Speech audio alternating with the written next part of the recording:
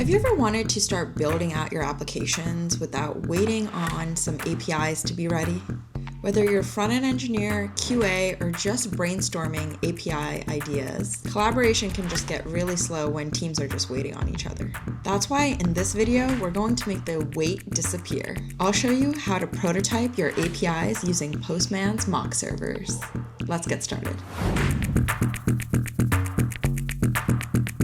So today we're going to talk about one of the most powerful yet underrated features within Postman, mock servers. So you might be asking, what is a mock? So mocks are simulated endpoints, which help you and your team get started before an API is even developed. They can be used at multiple stages of the API lifecycle, but they shine in the prototyping and design phase. So picture this. You and your team have a great idea for an application, but the backend isn't ready.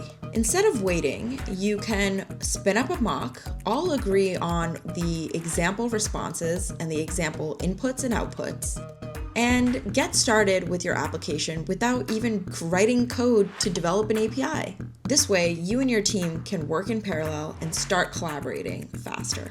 Let's walk through how you can set up a mock server step by step. It's an absolute game changer. Let me show you how easy it is to spin up a mock server in Postman. We'll go to your workspace and we'll start from scratch. To get started with mock servers, you're going to have to enable them. So go to your sidebar and then find mock servers and enable them within your side panel. So let's go ahead and create a brand new mock server. We'll click on create a mock server and we'll create a new mock server to a new collection. This is a fruit API. We'll name our server mocking with fruit. I'm going to give this URL an endpoint called fruit. And I'm going to keep the environment unchecked. You can always make your mocks public or you can make them private. I'm going to make this public for now. And I'm going to go ahead and create this mock server. And boom, we have a live mock server with a live mock URL. So now when we go to our collections, you can see that we have a collection called Mocking with Fruit, and we have our fruit endpoint. So now to start mocking this API, we can go ahead and add some examples. So let's go to our default example, and let's create this a success example. We'll change default into success. We'll go ahead and give our body a successful response output. So in this case, I'm going to give it this output with this dummy data. So the status code is 200, and I'm going to go ahead and save it. So now we can try out this API. So if we hit our GET request, you should see a 200 response with the data that we just provided it. Let's create an error example. To do that, we'll add another example and we'll click on add another example and we'll name this example failure. We'll go ahead and give it some JSON and we'll create an example for something that would cause us an error. So in this case, I have this example where we have a 400 where if we're providing an invalid query parameter, for example, color, these are the allowed values.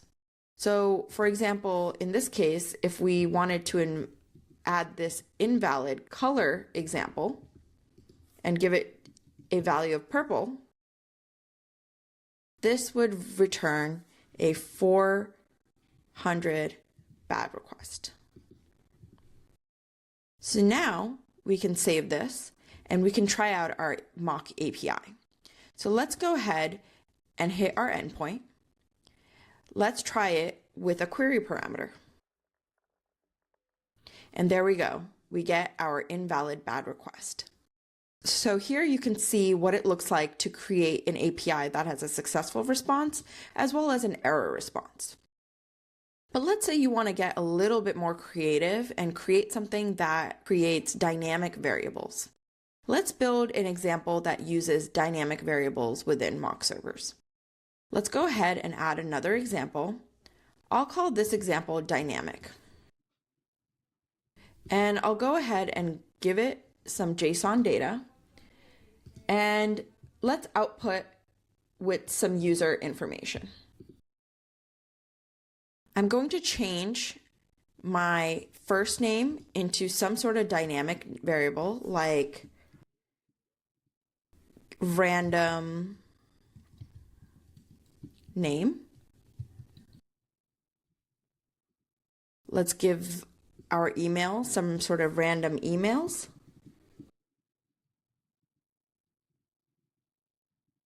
And we can give our address some sort of random address.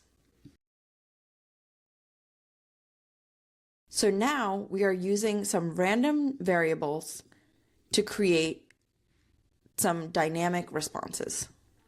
Let's give this a status code. For example, we'll give this status code 200.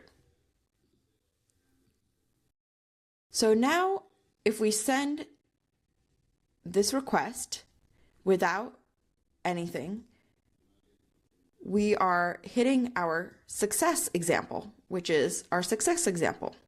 But if we wanted to hit our dynamic example each time, what we can do is we can add a header. In this case, we're going to go ahead and add a header to send our dynamic example. So the header is the following. It's mock response name, and you have to give this header a value, which is dynamic. The value of the header has to match the name of the example exactly. So now when we send this request, as you can see, we're getting some random data that is continuously passed. So why is this useful? Now your front-end team can build a UI and your QA team can write tests. Your backend team can take their time building real logic without blocking one another. You can create a mock API to fill a database. You can create a mock API to build an application. So once your application finally gets built, all you have to do is replace the mock URL with the URL that you've currently built. These examples act like your API's business requirements. Everybody on your team is on the same page and they know exactly what to expect. You can also go to the mock server logs and refresh the logs to see how many times your mock server has been sent.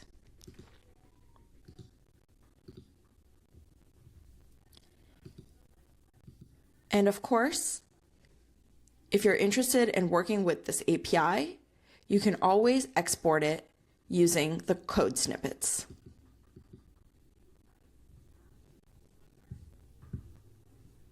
Mock servers help you build without waiting. Whether you're designing, testing, or debugging tricky dependencies, mock servers help your team move forward. So go ahead and try mock servers today and share with the community what you end up prototyping. If you like this video, be sure to like and subscribe. Thanks for watching.